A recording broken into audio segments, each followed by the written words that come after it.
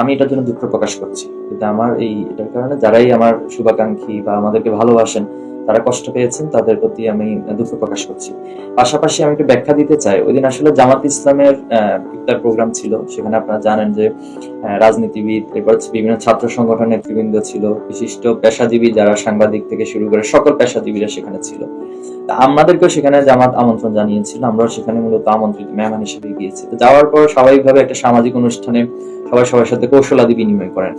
আমি এখানে আসলে সবাই সাথে ইতিপূর্বে দেখা হয়নি, এরকম অনেক রয়েছে।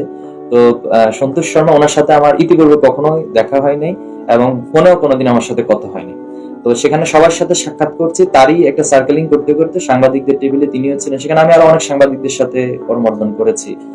তো এ ধারা তিনিও সেখানে দাঁড়িয়েছেন, দাঁড়িয়ে আমার সাথে হাত মিলিয়েছেন। স্বাভাবিকভাবে হচ্ছে এটা আমার সৌজন্যতার জায়গা থেকে আমি করমর্দন করা। তো আসলে এটাকে নিয়ে যদি এখন একটা পক্ষ, আমরা এখানে যেটা মনে হচ্ছে আর কি, একটি পক্ষ ছাত্র শিবিরকে হেয় প্রতিপন্ন করার জন্য বা এই কাজগুলো করছে, তো আমি তাদের প্রতি অনুরোধ জানাবো আর কি, যে কোনো একটা বিষয়কে একটু যাচাই বাছাই করা, বা হচ্ছে যদি কোনো বিষয়ে সংশ্লিষ্ট ব্যক্তির বক্তব্যের প্রয়োজন হয়, সেটা আমাদেরকে সরাসরি নক দিতে পারতেন যে আসলে কি হয়েছে বিষয়টি। তো এই জন্য আমি আবার বলছি, যদি কেউ যদি এই বিষয়টার কারণে কষ্ট পেয়ে থাকেন, দুঃখ প্রকাশ করছি, বাট এই ছিল মূলত বিষয়টি।